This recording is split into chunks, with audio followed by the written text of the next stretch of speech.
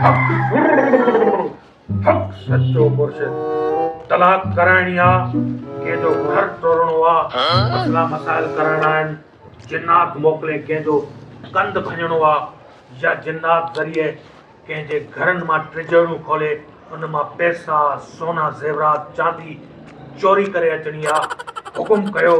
अचो इहे सभु कम तव्हांजा हिते थींदा मौलवी साहब वेठो आहे परेशान न थियो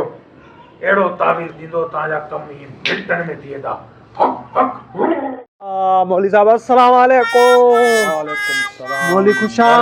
वे वे मौली तबीयत सही आहे? शुक्र आहे बाबा कम जी ॻाल्हि कर मौलवी घणो न ॻाल्हाईंदो आहे अच्छा छा मसलो आहे मौली साहब ॻाल्हि ॿुध मूं दुकान खोलियो आहे साल ॾेढ थी वियो आहे पुराणा सुहिणा माण्हू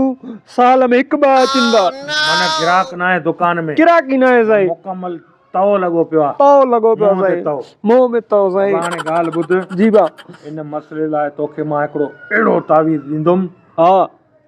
फीस पंहिंजी लॻंदई मिठाई हा ढका जो कढाएसीं शटर खोलींदे हा 400-500 ग्राहक ही बीठा हूंदा वो बस मां तव्हांजी नौकर आहे बाबा ईअं बि भली फीस खणी आयो हा बा खणी आयो हक, तव्हां देरि जाए कयो छोरा तड़ न कंदो आहियां धप थी अचे कुते जी साईं मां लक्स साबुण सां तड़कंदो आहियां हिकु लेमन में साबुण वारी थी वरी लक्स सां तड़कंदो आहियां ॿी हाणे चुप कर बि मां हिसाब कयां हा तावीज़ ॾियां थो बि हा साईं ॾियो हक हक छोरा जीत थी जा चुप करे वेह न हिकु जॻह ते हा साईं तव्हां मथे तको था न मां ॾिसां मुथां पंहिंजो वञी करे सेट करा ईअं लॻो पियो आहे फाटल लॻड़ के चेपी लॻल हुजे अहिड़ो तावीज़ ॾिनो मां जो ईअं नस्लूं वेही करे खाईंदई ही तावीज़ वठ हा बायो आमला शैम्पू जी शीशी वठ हा उन में इहो मिक्स करे सुबुह सां 3 चिमचा हणी छॾ वाह ही तावीज़ तोखे दुकान जे शटर जे ताले सां ॿधंदो वाह मां चवां थो हीअ दुकान सुबुह सां खोलींदे 400-500 ग्राहक पिया हूंदा वाह बीठा हूंदा वाह रड़ियूं कंदा चवंदा अच्छा। जल्दी कर देरि छो खोली थी वाह अहिड़ो तावीज़ लिखी ॾिनो मां हा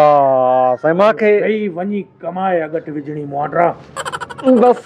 माना जल्दी कर मिठाई रखी माना गिराक मां दुकान खोलिया आहिनि बस माल ई माल पैसो पैसो वाह माल के कायदे आज़म जो हा मौलवी साहब के हक हक ही भी साईं सिकल आयासीं न सिकल आया साईं सुबुह जल्दी कर साल जी अन्यनी न मुंहिंजा जिन गाटो हा बस बाबा अठ बे असली त आहे न हा साईं मुंहिंजे मुंहं सां तव्हां चेक कयोसि असली आहे मुंहिंजी शिकिल हिन जी शिकिल हिकु लॻे थो ठीकु आहे बाबा ठीकु आहे हाणे तूं हल घुम थी हा बाबा तावीज़ पाबंदी सां हा वाह हाणे हिते तूं हक हक हल अरे छोरा हेॾे